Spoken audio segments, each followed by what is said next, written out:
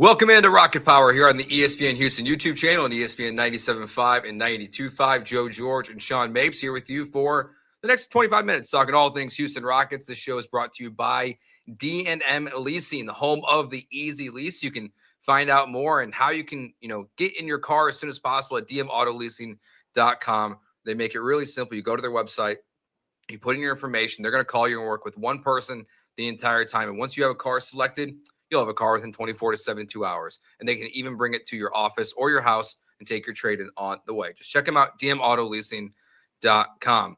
Sean, the Rockets are, well, they're really good. They're playing really good basketball again right now. We're seeing, MVP conversations happening around certain guys like Alpe on this team. But the Rockets are on a 5-game win streak, won 9 of their last 10 games. And they got their first, quality win of the season against the Cavs. So I'm curious what you made of what we've seen from them over the last week so far. Yeah, last week, I mean, it's really something doing the show, and week to week, it's like I'm searching for, some cause for concern, some hold on a minute, guys. It's all pretty. It's been a really good start to the season. It's been way different than when I took over for Jeremy doing Inside the Icebox on the Astros, where it was kind of snip snap every week that we got to record in September. This November for the Rockets it's been really good. They've been amazing on offense, something we didn't really expect. They did take a step back from on defense, but it's not that big of a step back, and they still have enough. And it seems like they still have the same intensity in moments or, to close out a game like they did against the Cavs, where they give up that big run in the third quarter. Fourth quarter, though, they're able to lock it back down, stop the scoring, and then obviously getting some clutch time buckets from their two best players and Aaron Holiday somehow. I don't know. Their two best players and Aaron Holiday close out the Cavs, like you said, their first quality win of the season. We're doing a lot of college football talk right now. That's kind of what this Rockets resume reminded me of. Is like, yeah, they're stacking up wins against Memphis and Brooklyn, but this was going to be the week, or this was going to be the start of a little stretch here where the Rockets are going to play some real deal contenders. And the first game that they played Wednesday night was impressive. Yeah, I think what that point there about the run is, to me, what stands out the most about this team. Again, like it's not to try to just always kind of trash on Jalen Green and last year's Rockets in a way, but it's just another one of those moments where, like, I'm not sure they win that game last year, this game versus the Cavs, because whether it's Durant or Alpe himself, like, just stepping up and taking those big shots and making them when you need them to, there's just a different level of, like, being able to absorb a huge run like that and then be able to push it forward and be able to get the win still. That's where it's like, okay, this team, they're different. Like, they're a legit contender in the Western Conference this year. And then, like, that Cavs game, like, this looks like a 65-win basketball team this year. I don't know if they're going to get there. I'm sure on Pace Guy has them there, but they look like it right now. Yeah, they're firing on all cylinders, something you don't really expect when you do have, not serious roster upheaval, but you are changing out 3 starters from last year's team. Now you are getting an upgrade going from Jalen Green to Kevin Durant, and Kevin Durant is very portable as a superstar. We saw that, basically everywhere he's gone. We saw that, and that, to me, you hit the nail on the head with the run last year, or the getting punched in the mouth the way they did in that third quarter, where they give up, I think it was like 23-6 type run in that third quarter. And it was a lot of turning the ball over. It was a lot of the bad stuff that we do see with this Rockets team. But yeah, it's in crunch time. They have answers. They didn't have answers last year. And part of that is, Jalen Green, Kevin Durant. Part of that is also Alperen Sengun developing and being able to ice the game the way he did, isolated on Mobley, getting the ball 35 feet away from the basket as your center and taking him off the dribble in isolation against a defensive player of the year type player. Like, that is just something they didn't have last year. And that's not a Kevin Durant difference. That's an Alperen Sengun difference. Yeah, and then the other thing that we're seeing now this week is another change for the Rockets, and we'll talk more about what we saw in the Cavs game with the double big and seeing that put back into it. But maybe part of the reason that's Tari Eason's out again for a long time, and this is I think this is probably like, well, maybe when all said and is done, we'll find out like this is why the Rockets and Tari could not come to terms on a contract in the offseason. But gosh, and it's hard to even put them as like injury prone because they're not the same injury over and over again. They're not soft tissue injuries. But Tari Eason going to miss another huge chunk of time for this season. I guess it's not shocking, but it's disappointing for sure. Yeah, it's disappointing. It's going to be a real one of their first roadblock. I mean, I say one of their first roadblocks. They did lose their starting point guard a month before the season started. So yes, it's something where they're going to have to adjust in the middle of the season, I guess is the way to view that. And yeah, Tari Eason was playing really well. He was shooting the ball really well, giving the same kind of defense and energy that you need out of him coming off the bench at that wing position. So yeah, it's definitely something where it adds to the list of, if you didn't want to give him the money, I mean, you probably brought up injuries as the reason why. And so he doesn't really, get to prove people wrong in that. And he won't be able to prove people wrong with what he's been on the court, which is an amazing shooter for the next, 6 to 8 weeks, something like that. Yeah. So, I mean, obviously shooting over 50% from three, that's going to come down. That was going to come down no matter what. But it is, it puts a dampen on one of the bigger success stories. I've mentioned Sengun. I mean, really, as far as incumbent Rockets taking, the next step that you want to see, I mean, Tari Eason might be number 2 on that list. Yeah, I mean, it's probably Tari, Reed, Alpi right now. And Yeah, I mean, and that's your podium. And Amen Thompson's been great. And but those other guys have just elevated their game in a way this year that we haven't seen. And Amen has been great again, but they've all been so good. And those 3 guys all in a different way gave the Rockets something that they needed and something that was a question mark heading into the season. Alperen Sengun, he's the best player on the team now. It's not, 37-year-old Kevin Durant and a bunch of guys learning on the job. They are learning on the job, but Sengun has taken that step to where he's the best player on this team night in and night out. And that's not even a slight to Kevin Durant. It's just the way Sengun has played so far this season. Reed Shepherd, we talked about it again, especially after Fred went down.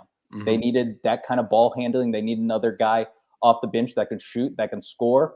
Reed's done that. I mean, how many times have we said this season that Reed Shepherd's given you perfectly, exactly what you wanted? And he had another good night on Wednesday. And then, Tari Eason adding that shooting that you lose with Dillon Brooks and really kind of stepping in to that Dillon Brooks role after he gets traded for Durant. He gave you that, and now you're losing that. So, yeah, it is a big 3 as far as improvement, and that is without even getting to Amen Thompson, who's also played really well. I mean, there's really – I don't know how many guys there are on the team that's been you can classify as a disappointment, poor Jabari Smith doesn't get anyone talking about him. He's not really doing anything wrong. It's just he's not becoming a superstar in front of our eyes. Yeah, Jabari is probably the biggest disappointment of the season right now, and he's still been good. Yeah. It's just because the other guys have been incredible and have taken these massive leaps in their games, and Jabari just hasn't done that just yet. But he was good. I mean, 5 for 12 from the field, 3 for 6 from the 3-point line in that game against the Cavs. 9 rebounds. Still like to see more rebounds coming out of him. And I think that's where losing Tari now, you need more of that from Jabari. We saw them go back to the double big lineup. I'm curious if that'll be the plan going forward. I don't think Aaron Holiday 19 minutes will be the plan to replace Tari Eason going forward, but maybe. Yeah, no, it looked good to me, and I bet it looked good to Ime Udoka as well. But yeah, the return of the double big as the starting unit, I'm interested what it is when they play a team like Denver coming up, if that's something that they go back to or what. But yeah, it's something where with Tari Eason and the specific things that he brings, you can do some of that, with the shooting. Again, no one's going to shoot as well as Tari Eason shot to start this season. That's something Jabari Smith, that's on his scouting report of this is a guy that if he starts shooting really well, it's not someone that we're like, oh, this is definitely going to fall off. It's something where that's part of his game that you expect. It's the dirty work that you're going to need to see more from. Probably going to be more Jayshawn Tate minutes. It was at least Wednesday night. And I think that's something where he can bring that, and maybe you do a little bit of the money ball of replacing him in the aggregate with, Tate, Smith shooting wise. And then if Aaron Holiday is going to be, I don't know, one of the best players in basketball for the fourth quarter of every game, I'll take that too. Well, and then, the thing is too is that, and at some point they're gonna get Dorian Finney-Smith back as well. Probably while Tari's out, or we would imagine that Finney-Smith comes back to this rotation to help add there. So like there will be some in and out of this, and I think the double big lineup. I don't know if they'll stick with it or if it'll just be how it was before. But like we're also seeing, like, I think it's interesting, like, and I don't know, probably more of the way Holiday played, but like the drop into Kogi minutes is something I've noticed over the last week, where it just feels like he's not playing as many minutes as before, even when he was in the starting lineup. So my guess is they go double big as often as they can, but I don't think they're going to be married to it either. I just don't know if you don't start Adams, who you start instead, if a Kogi is going to help fill in the Eason role as well. Yeah, I felt like a Kogi, it was a little bit of riding the hot hand, and now that it's kind of like tapered off. And it hasn't been a brick wall that he's run into. It's just you can dial it down a little bit. And yeah, with Eason out, I wonder if they do double down on the identity of being a double big type of team, and that does mean Adam starts. I think it'll be mostly matchup based, though. I mean, at least as far as the starting unit. Mm-hmm. If we look at total minutes played and like how much of it is with both Sengun and Capella, Sengun and Adams on the court, I'd be interested to see if that's a tick up or a tick down, or if it is just purely matchup based, where you might start a certain way and finish a different way. Yeah, but it's still it's interesting to see just like where the Rockets are at this point in the season. To be winning on the consistent level that they are, the offense is not slowing down. It's pretty much good every single game. You're getting it from different spots, different players every game. Your defensive contribution is the same. Like, it's the fact that they're not having to rely on one person, has been really important to me. Think about the long-term like outlook for the Rockets is like I love, like, this is no knock on Denver because Jokic is so good, but like a lot of times like they are very reliant on Jokic no matter what Jamal Murray's doing. Like, Jokic has to be the guy that's going to keep them in a game. And if he's not going, Denver's probably not going to win. The Rockets just aren't in that situation right now. We've also seen now the benefit of having Kevin Durant in the game before that in crunch time. Yes. Again, I can't believe it's Houston Rocket. I feel like I think I'm gonna say that 100 times this year at least. It's astonishing. It is like a I not to be super dramatic, but it is like kind of a pinch me moment every time where you're just like, I can't believe this guy is still doing it at this level, and then doing it for the Rockets. It really is incredible. I mean, long time Rocket foil Kevin Durant, now a Rocket himself, and yeah, that Magic game over the weekend. You don't win it without Kevin Durant. Kevin Durant, as doing a little lip reading, I think he was letting people know that too on the court, that it's like, this is what I do. I'm Kevin Durant. You know who I am, kind of stuff from Kevin Durant. And yeah, I mean, one of his signature performances as a Rocket so far. And the thing is, with how he's played, I know there's going to be a whole bunch more, because this guy is. I mean, he's incredible. He's one of the best. He's always been one of the best scorers in the league, and now he's kind of taking it to that next level of appreciation you can have for it, like LeBron has in an advanced age, or an advanced NBA age of, like, I don't want to crush everyone who's in their late 30s watching, but he's in an advanced NBA age where you're expecting a tail off, especially a guy who has been as beat up as he has throughout, body wise throughout his career, and you just haven't seen it. And he's, pretty consistent. He's always consistent, but even the bad games, the Dallas game a few weeks back wasn't the greatest game. Makes back-to-back threes when you need it to basically stop a Dallas run and ice the game for you. So yeah, Durant, it's been just pure A+ stuff. It's funny. I was thinking this the other day. I saw some clips on. Actually, what's funny is I think it was the WWE clip of Tyrese Halliburton and Jalen Brunson in Okay. the ring together. But I was thinking about Tyrese Halliburton. And I was watching and then watched the Rockets game after. I was like, man, like this has got to like Katie has to give some like level of hope to like the Celtics, to the Pacers, like these teams who have lost major players to a torn Achilles. That like okay, and now it took it's 6 years later from when Katie tore his Achilles, and he's still playing like this.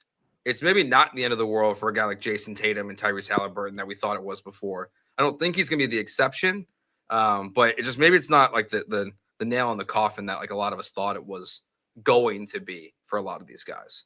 Yeah, especially with, you look at how these guys, it's still early in their recovery process, but feels like every week I am scrolling on Twitter and I see like one of them is dunking and one of them is Yeah. playing basketball again. And they tore their Achilles, in June Yeah. and late May, respectively. Like, it might just be a science thing that it's been some cutting edge, and it wouldn't be surprising if Kevin Durant was on the forefront of that, because you remember he really took a lot of time too, because he could have come back in the bubble back in 2020 with the Nets, and I think they just kind of like iced him because they weren't playing for anything in the bubble anyway, and he came back, and the original kind of lesson we try to draw from that is that, oh, maybe you just need to take more time. Maybe we're bringing guys back too fast. And I don't know what it is, because these guys look ready to go. Yeah. And it does change how I, feel about the rest of those guys' career. Because, when they both tore their Achilles, you're like, oh, well, this might be bad for especially Tatum being, a little bit bigger, just how that affects guys and saps guys' athleticism. Durant, I mean, we're 5 years after that, and he still looks like the same guy most nights.